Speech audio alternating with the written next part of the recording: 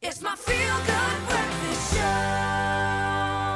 Welcome back to your Feel Good Breakfast Show, Expresso on S3, and thank you so much, as always, for joining us at the start of a brand new day. Now, World Diabetes Day will be observed next week, Monday, on the 14th of November, and ahead of the Awareness Day, we are shining the light on diabetes and the effects that it has. Now, did you know that over 500 million adults worldwide are living with diabetes, while 1 in 9 adults in South Africa are living with the condition?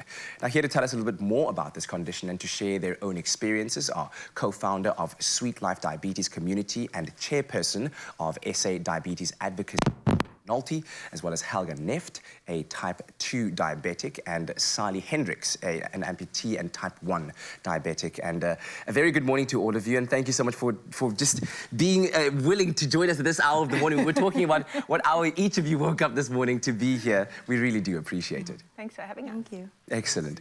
Let's begin first, Bridget, by understanding what diabetes is and perhaps defining it, and then breaking it down to helping us understand what is happening in the body during that time, well, when you are suffering from the condition, diabetes. So I'm going to stop you there because we never say suffering from Okay, diabetes. all right. I like that you call it condition Yes. and not disease. Okay, good. Because that's the other one. So we're living with diabetes, right? Living You with. can see none of us There are we go. suffering. But there are two main types of diabetes, type 1 and type 2. Sally and I have type 1, Helga has type 2. Type 1 affects about 10% of people. It's an autoimmune condition, which isn't triggered by lifestyle or any of that. It's an autoimmune condition that happens at some stage from a combination of 2 or more immunological insults. What does that mean? Yes, Nobody what does really that knows. mean? Nobody knows. It's like Okay. well, it's a virus and another virus, but there isn't a direct cause, right? Type 2 diabetes is often called a lifestyle condition. I have some issues with that because I think that places the blame for developing type 2 on the person, which is not helpful. There's a strong hereditary element to type 2, and then it can be triggered by lifestyle, which is things like eating the wrong kind of food, carrying extra weight, and being sedentary, not moving enough. And that affects 90% of people. The terrifying thing in South Africa is that 1 in 2 people with type 2 diabetes is undiagnosed. So half of the people with type 2 diabetes don't know they have it, and so it's impossible to manage. Yeah. And it is a very manageable condition. Type 1 is also a manageable condition, but only if you know you have it. Yes. Helga, tell us a bit more about when you were diagnosed with diabetes and how your life has changed since then. Yeah, thanks. I was initially diagnosed when I fell pregnant. So there's actually a third form of diabetes called gestational diabetes. And generally, that is diagnosed between the 24th and your 28th week of pregnancy. And I was much, I suppose, larger than most pregnant women. And when I went for my gynae visit, she said, you know, I think we need to have you tested. And off I went for something called a glucose tolerance test, where they give you a jug of glucose, which is unpleasant, and they basically test your blood sugar level with a quick testing tolerance test. And that's how I first discovered I had diabetes. The interesting thing is with gestational diabetes, it can dissipate as soon as you give birth. And that's it. So it can dissipate totally, and you cannot have diabetes again, or you can be quite statistical, and they say within a 5-year period, you can end up being diagnosed with full-blown diabetes. And I'm a statistic, and so within literally 5 years from the time of having gestational diabetes to being diagnosed with type 2. Yes. So I've been a diabetic for more than 10 years. My son's now 15 years old, turning 16. And so, yeah, well, I suppose more than 16 years if I don't count the lapse of period. Yes, yes. And so, yeah, that is how my diagnosis happened, yeah. And Sally, tell us about your experience. Well, mine started at the age of 12. And it was actually diagnosed with, which they call diabetes insipidus. Insipidus? Yeah, not mellitus, insipidus. And that is actually when your body actually loses a lot of fluid.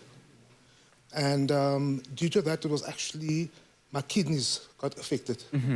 So between the ages of 12 and 17, I was actually treated with, which they call it's treated not with insulin, it's treated with hormone tablets, okay?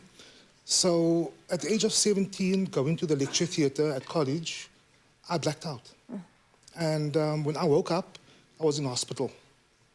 And, but while I was actually, which they call a semi-coma, they did all the blood tests and everything. And when I woke up, the doctor was in front of me and he said, Mr. Hendricks, you've got type 1. Mellitus. You're not insipidus anymore, you know. And it was life-changing for me at that moment because I come from a diabetic family. Okay, yeah. Mother, father, sister, brother, grandfather, you name them, all type 2. And then I was the only type 1. Yeah, yeah. And 40 years through, and 2020, out of COVID, I had an infection in my legs, and in fact, both legs. But my right leg was actually the worst one off. And I had a bypass so that they could actually get the blood flow down. Yes. Well, that didn't work. It was 2.5 weeks later.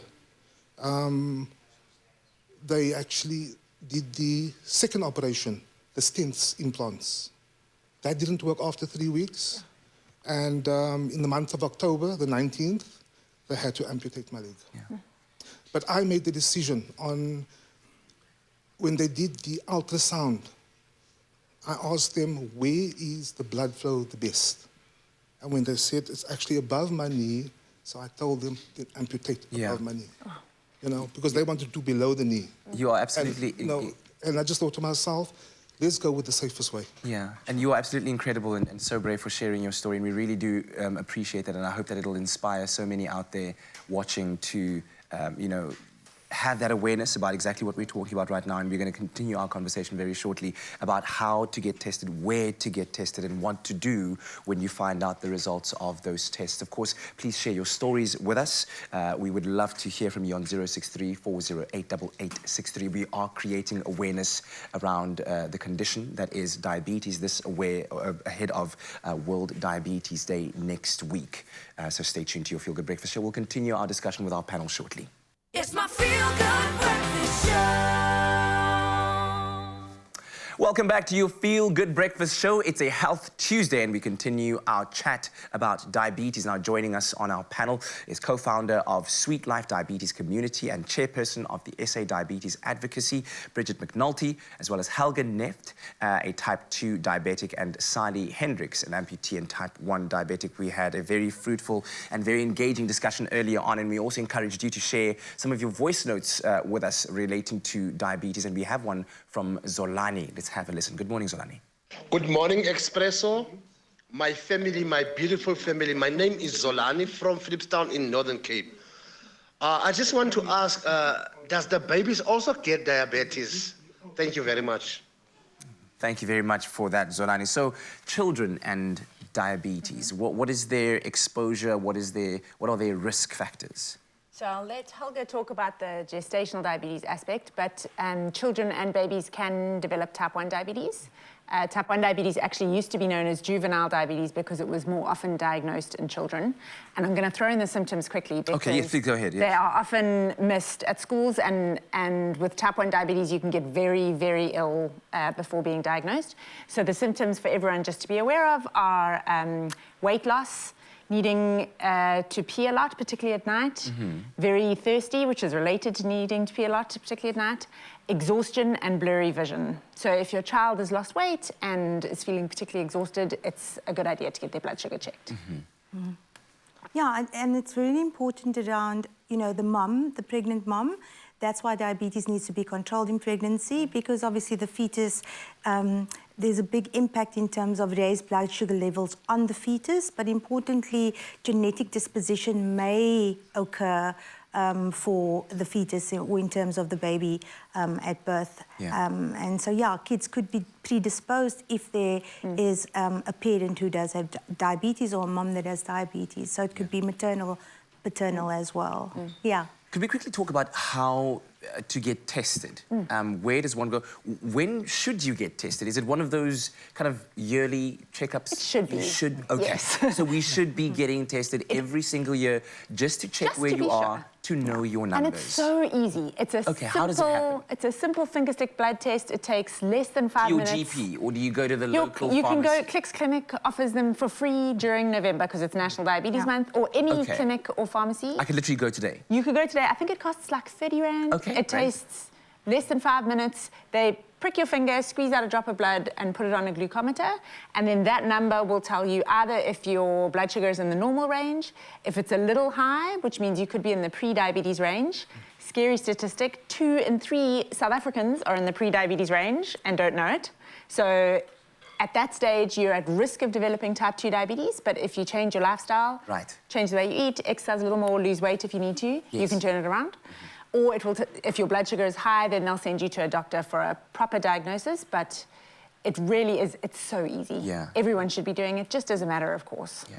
Salu, you were talking earlier on about, you know, what you have done in your own personal circumstances to improve your health in making sure that you move, you understand your body, and how much of an important factor has that been to you?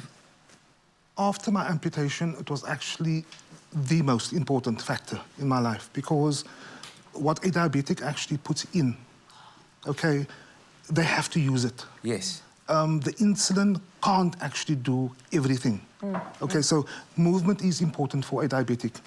And with Bridget and Helga actually speaking about the junior diabetes, while laying in hospital, I mean, I asked a lot of questions, you know, and the doctor actually said that I could have actually been a diabetic because there's lots of misdiagnosis, lots, okay? So he just said to me, you could have been a diabetic before. Like he said, 2 to 3 years before. Yes. You're 17, you know, your age of 17. So for me, it was actually because I didn't know anything about, which is, say, type 1 diabetes. I grew up with type 2, you know, and it was just something, it was a new journey for me. And being a child, you know, it is something hard to actually emotionally. It's hard to cope with because there is no, or there was no, how can I say, literature out there. You know, your nurse will come to you, your doctor will come to you. They will give it verbally. You know, don't eat this, eat that. Right, don't eat, you know, and take your meds on time and things. But And in that state, in that yeah, moment you as know, well, it doesn't here we go. But sit anyway, with yeah. And when they did the tests, in fact, after they diagnosed me with everything, Yeah. I had to go back after 2 months, which they did some other tests. And then they said that I actually inherited a weak pancreas. Oh gosh. Yeah. So it was genetically, Yeah. you know, because of my parents both being diabetic. Yes, yes. And we'll come back and touch on that conversation a little bit more, and hopefully also be able to share a bit about what you shared about, Helga, Yeah. the emotional aspect of what you went through, which I think a lot of people might be going through as well. And of course, please do share your voice notes with us on 0634088863. It's my feel-good breakfast show. Back to your Feel Good Breakfast Show. On this Tuesday morning, we continue our discussion surrounding diabetes. Now, the theme of World Diabetes Day, this 14th of November, is access to diabetes care. Now, the care is much needed, especially in Africa, where there are 24 million adults living with diabetes. Now, we have Bridget McNulty, Helga Neft, as well as Sally Hendricks, who make up our panel this morning as we continue our very insightful discussion. And I want to just briefly pause on what you mentioned earlier on, Helga, about the time that it took you to, I guess, admit to yourself and then to others, namely your family, friends, and everyone around you, that you actually were diabetic, and why it was so heavy for you as a burden to carry and so emotional. Yeah, I think, you know, if I needed to maybe step back a little bit and, you know, being a first-time mum and receiving a diagnosis of diabetes, you know, as you can imagine, it was super emotional.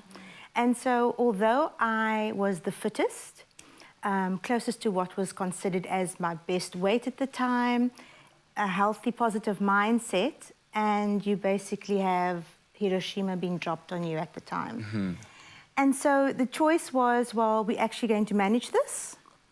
And what I did was I isolated. I think it was 5 people that knew I had gestational diabetes, because I felt that, you know, although the doctor was there, the gynecologist was there was nobody to support me in that diagnosis. There was nobody to help me understand what I was going through. The lack of knowledge. Yes, it felt like a sausage machine. You go from the gynae, then you go to the physician, then you go to the dietitian, and then you get regimented and you get told if you don't do X, Y, and Z, and then it's all about the number. It's all about the number. And so that becomes the focus. And by the number, you mean the testing number? The testing number. That you get whenever you do. Exactly, Yes. because now you're petrified because you have to protect your baby. Right. Right? And so in that process, I felt that I'd let myself down. I'd felt that I'd let my baby down. I felt I wasn't sufficient enough in terms of what was going on, and I hadn't looked after myself. And so what I decided to do was I just didn't speak about it. I told no one. The doctor knew, the physician knew, I knew, Dad knew, and that was it, I think, yeah. And the dietitian, 5 people, that lasted, and I went through the pregnancy, and I had a healthy baby boy, but I just decided not to speak about it. In fact, I didn't even tell anybody really post the pregnancy. Yes. Maybe 1 or 2, but literally nobody. And the next time I actually spoke about diabetes, I didn't even speak about it when I was diagnosed the second time. Because I went, you know, give me a break. Yeah. You know, And there is such a stigma. it's a to stigma. Right. Yeah. And so the stigma attached to diabetes is that it asks of you, our condition asks of us to self-manage. Now, self-management is so difficult because Yes. it really requires your internal emotional strength first. You said, Kakego, about, you know, you have to deal with it yourself first, Yes. deal with yourself and accept it. And so if you can't get past acceptance, you're unable to then progress through a path of healing, a path of being able, of acceptance, of empowerment, of being able to live with your condition in a positive way. Yes. And I think that is so crucial in terms of support and how we And get community. support and community and building community. So supporting community is really important in managing a condition like diabetes. And so, yeah, fast forward 2017, I got asked to speak at National Diabetes Awareness Day by my physician, begged me, literally. And there I walked into this room in a hospital, one of the big hospitals in Cape Town, in a room of physicians and doctors and patients. And I stood there and I went, Here we go. My name's and Here we look go. at you, And I fast have forward to diabetes. 2022, and you're championing the cause and speaking to the but there's nation. a deep sadness in it. And the sadness is that there isn't sufficient support. And because we hide.